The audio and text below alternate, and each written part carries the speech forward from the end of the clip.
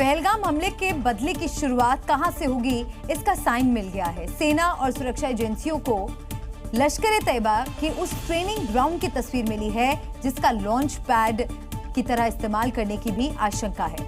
Satellite image से पता चलता है कि आतंक के इस अड्डे पर एक ट्रेनिंग ग्राउंड है, उसके पीछे लिविंग एरिया है और थोड़ा आगे एक मस्जिद बनी है, जबकि इसी ग्राउंड से कुछ दूर पर मिलिट्री एस्टैब्लिशमेंट बिल्डिंग भी है। अब सवाल ये उठता है कि क्या लश्कर का यही अड्डा सेना का पहला टारगेट होगा? क्योंकि बालाकोट का बदला भी कुछ इसी अंदाज में लिया गया था और पहलगाम का बदला भी ऐसा चाहिए जिससे आतंकियों की रूह कांप उठे। बदले की तैयारी में जुटी सुरक्षा एजेंसियों के हाथ एक सैटेलाइट इमेज लगी है। इस ट्रेनिंग कैंप का नाम जंगल मंगल कैंप है, जो पख्तूनख्वा प्रांत के अतरसीसा कस्बे में बना है।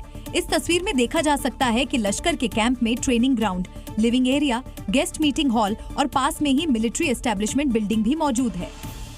ट्रेनिंग ग्राउंड इतना बड़ा है कि आतंकी हथियारों की आराम से प्रैक्टिस कर सकते हैं।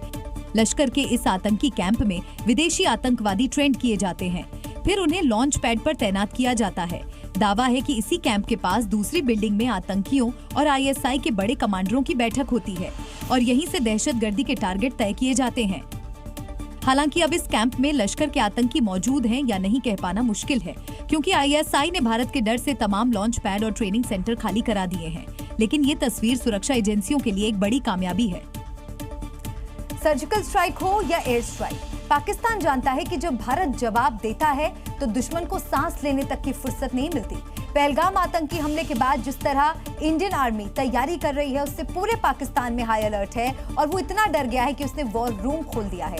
ये साफ संकेत है कि पाकिस्तान के PM से लेकर सेना प्रमुख तक टॉप पर बैठे लोग बेहद खौफ में हैं।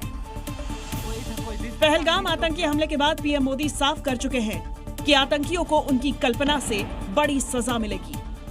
मैं बहुत स्पष्ट शब्दों में कहना चाहता हूं, जिन्होंने ये हमला किया है उन आतंकियों को बड़ी सजा मिलेगी। गृह मंत्री अमित शाह भी कह चुके हैं कि चुन चुन कर आतंकियों का हिसाब किया जाएगा। मैं सभी आतंक फैलाने वालों को कहना चाहता हूं, चुन चुन कर जवाब भी मिलेगा, जवाब भी लिया जाएगा। भारत की शपथ, सैन्य ताकत और कूटनीतिक आक्रामकता ने पाकिस्तान को फिर एक बार बैकफुट पर लाकर खड़ा कर दिया है। LOC पर भारत की जवाबी कार्रवाई से घबराकर अब पाकिस्तान ने वो कदम उठाया है जो सिर्फ युद्ध जैसे हालात में उठाए जाते हैं। इसी घबराहट में पाकिस्तान ने वॉर रूम का दरवाजा खोला है, जहां देश की सबसे संवेदनशील बैठकें होती हैं। वॉर रूम में बैठकों का सिलसिला जारी है। बैठक में प्रधानमंत्री शहबाज शरीफ, पाकिस्तान के आर्मी चीफ असीम मुनीर, वायुसेना प्रमुख, नौसेना प्रमुख और पूरी कोर कैबिनेट के सदस्य मौजूद रहे, जिसमें तय हुआ कि रात 12 बजे से सुबह 6 बजे सेना और पुलिस की पेट्रोलिंग करेगी। ये सिर्फ एक मीटिंग नहीं, बल्कि पाकिस्तान का अलार्म मोड है। भारत के जवाबी रुख से डरकर पाकिस्तान अपनी रणनीति को फिर से तय करने की कोशिश कर रहा है।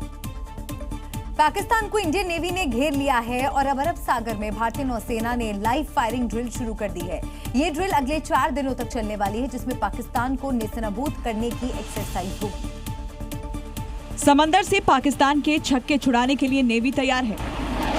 भारतीय नौसेना समंदर में लाइव फायरिंग कर रही है और इंडियन नेवी का दमखम देखकर पाकिस्तान की नींद उड़ गई है, क्योंकि अरब सागर में भारतीय नौसेना के युद्धपोत दहाड़ रहे हैं और पाकिस्तान को ये चेतावनी दे रहे हैं कि हम तैयार हैं। दरअसल भारतीय नौसेना ने अरब सागर में अपने स्पेशल इकोनॉमिक जोन्स में युद्धाभ्यास तेज कर दिए हैं। इस दौरान नौसेना ने पोरबंदर के पास कई लाइव फायरिंग ड्रिल्स की। इंडियन नेवी का ये अभ्यास 3 मई से शुरू हुआ है और 7 मई तक जारी रहेगा, जिनमें एंटी शिप और एंटी एयरक्राफ्ट फायरिंग की जाएगी। समंदर से मिसाइलों की लॉन्चिंग का अभ्यास होगा और इसलिए पाकिस्तान दहशत के मारे थर थर कांप रहा है, क्योंकि नेवी की वॉर एक्सरसाइज समुद्री सीमा से महज 85 नॉटिकल माइल्स पीछे है।